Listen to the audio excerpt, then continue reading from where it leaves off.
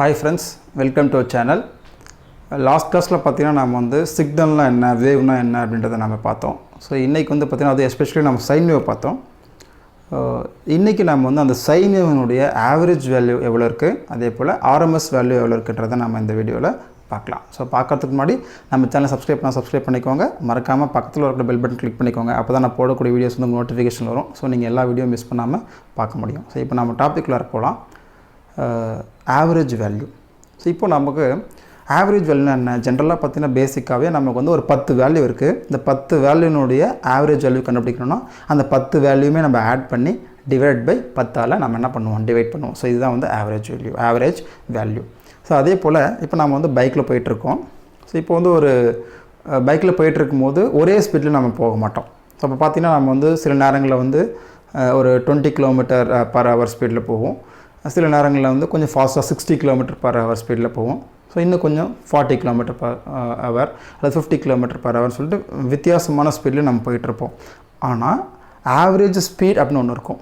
So average ஸ்பீட்னு என்னென்னா அந்த ஒரு குறிப்பிட்ட ஒரு மணி நேரத்தில் ஸோ நம்ம போன ஸ்பீடினுடைய ஆவரேஜ் ஸ்பீட். ஸோ அதே போல் சைன் வேவினுடைய ஆவரேஜ் வேல்யூ எப்படி கண்டுபிடிக்கலாம் அப்படின்னு பார்த்தீங்கன்னா, இப்போ ஃபார் எக்ஸாம்பிள் நான் வந்து இந்த sign வேவை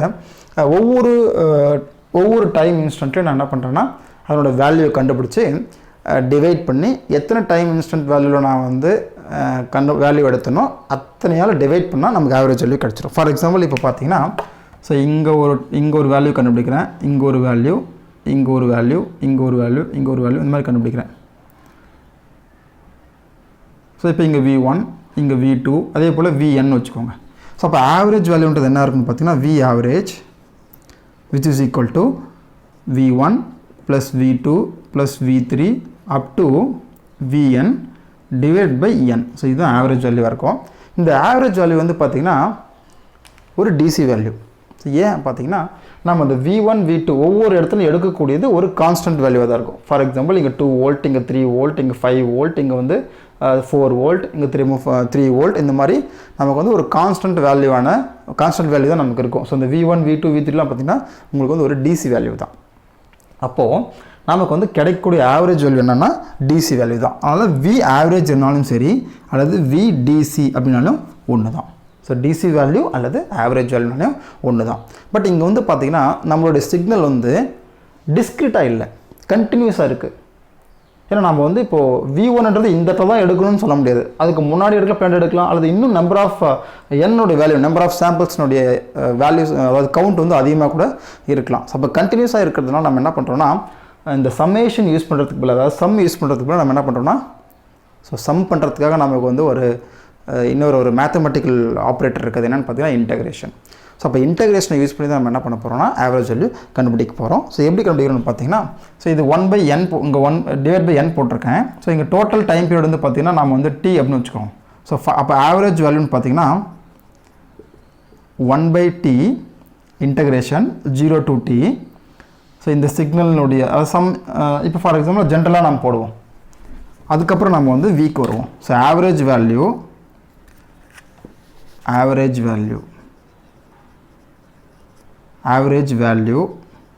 any signal which is equal to 1/t. tன்றது total time period, 0 to t x of t dt.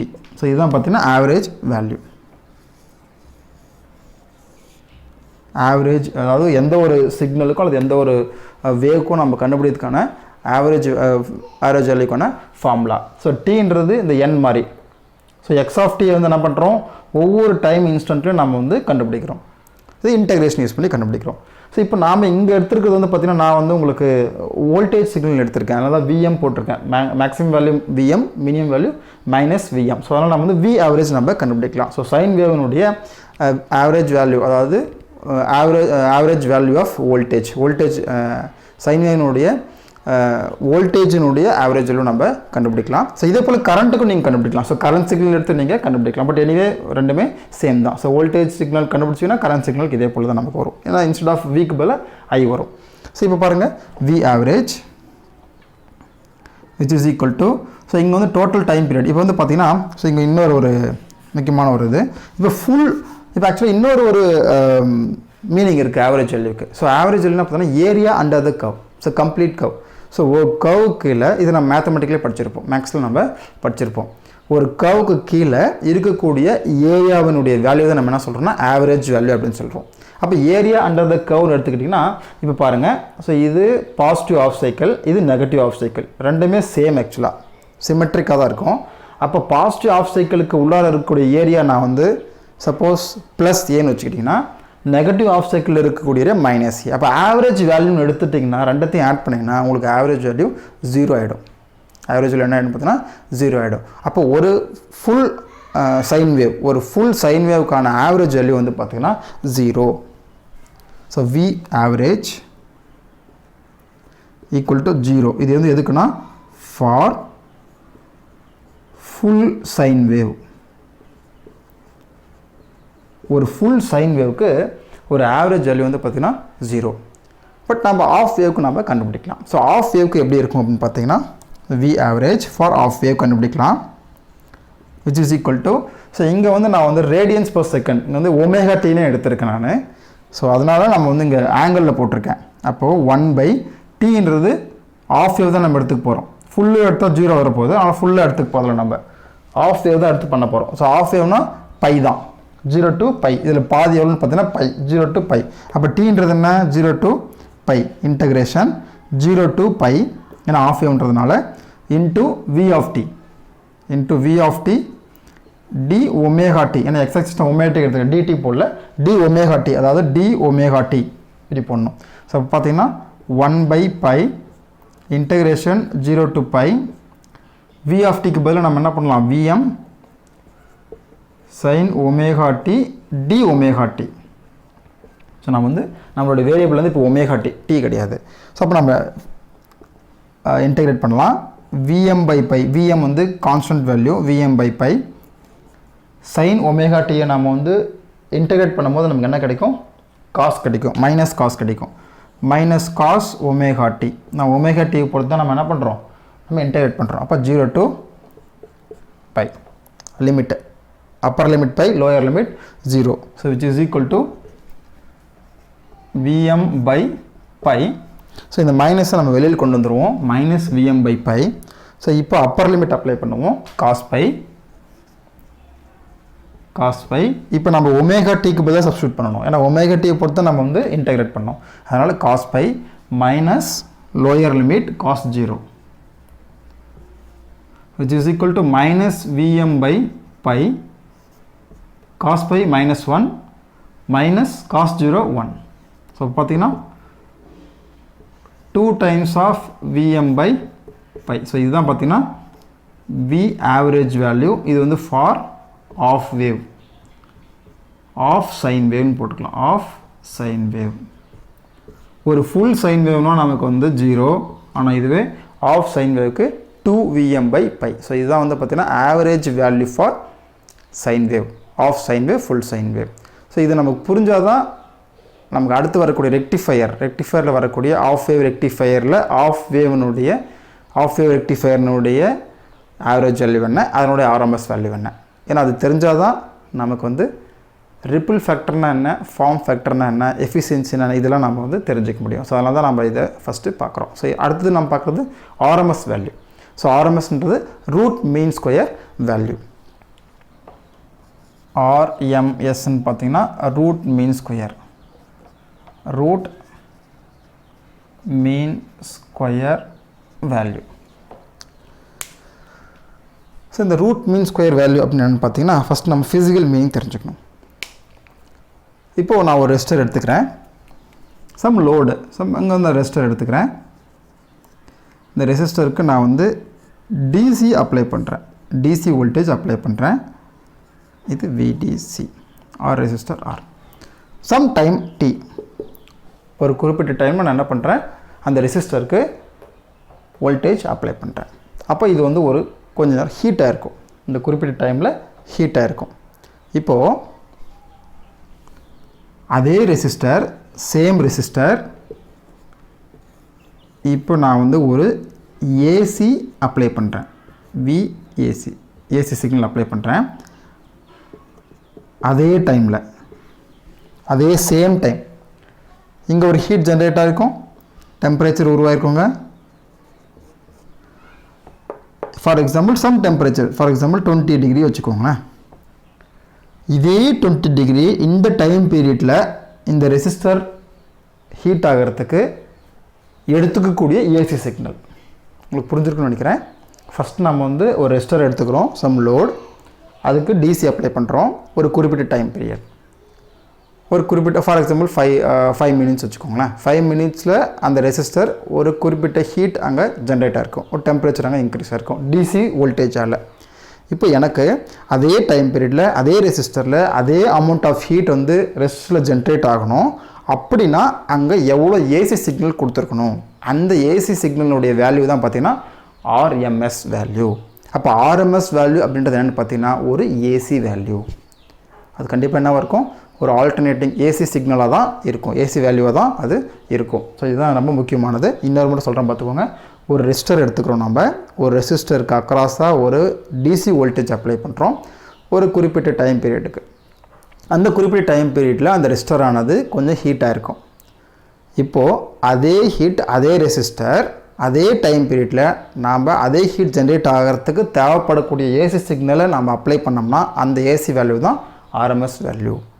அதாவது அந்த டைம் பீரியடில் அந்த ரெசிஸ்டர் அதே டெம்பரேச்சரை ஜென்ரேட் பண்ணுறதுக்கு எவ்வளோ ஏசி சிக்னல் நாம் வந்து அட்ஜஸ்ட் பண்ணுறோம், வேரி பண்ணுறோம், அந்த வேல்யூ தான் நம்ம ஆர்எம்எஸ் வேல்யூ அப்படின்னு சொல்கிறோம். இதுதான் வந்து டெஃபினேஷன், இதுதான் physical meaning of root mean square value. So இதை நம்ம எப்படி ஃபார்முலாவில் போடலாம் அப்படின்னு பார்த்தீங்கன்னா, ஸோ உங்களுக்கு இதை ரஃப் பண்ணிடுறேன்.